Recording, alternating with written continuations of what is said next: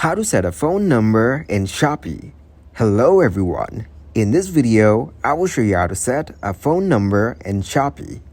First of all, open the Shopee's official website in your web browser. Make sure you are logged in with your account. Now click on your profile from the top right corner of the screen.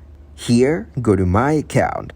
Click on your profile. Here you'll find the option of phone number. Click on Add to add a phone number, or you can also edit it if you have already added one. Now add a phone number that you want to add. Then click on the next button to save it. This is how you can set a phone number in Shopee.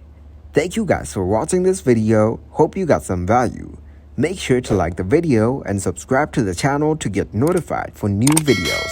See you in the next one.